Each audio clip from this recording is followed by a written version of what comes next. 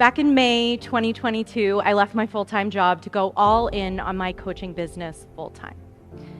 I never felt like I was meant to work for somebody else, that somebody else was supposed to decide my value. I wanted to generate my own income. I wanted to do the work I wanted to do. Back in 2016, I also left my full-time job to try and build an event production business. I remember a very specific moment that I was sitting in my car in the parking lot of that job on the phone with my mom. And I was so excited because I had figured it out.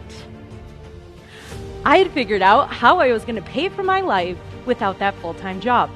I was psyched to tell her the plan, and I expected her to be supportive and proud that I had figured it all out.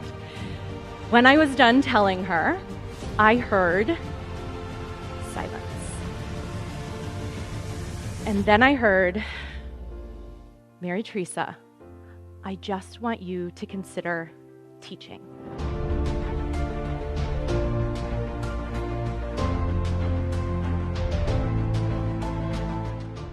And these stories that she had about entrepreneurship and teaching, they were stories that lived deep within her subconscious mind and that had been passed along to her from generations before.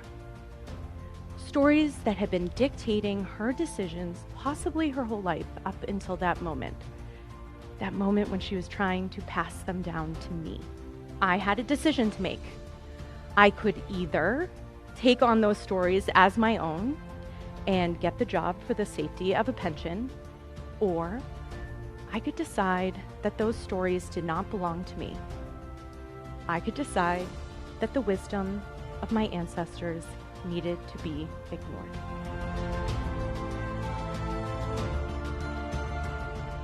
What do these things all have in common? They're all external fixes.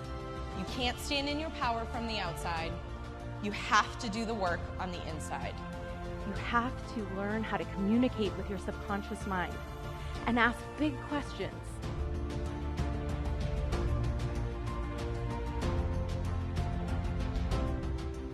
Find a community of women who will not let you play small. A good start is right here in this room. Take on a challenge that scares the crap out of you and commit like you never have before.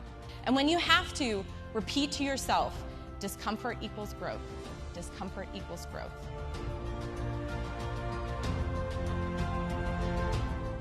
Everything you see on the outside is a byproduct of what's happening on the inside. So, if you don't like the things that you see on the outside, your career, your health, your finances, your relationships, guess what? You created it.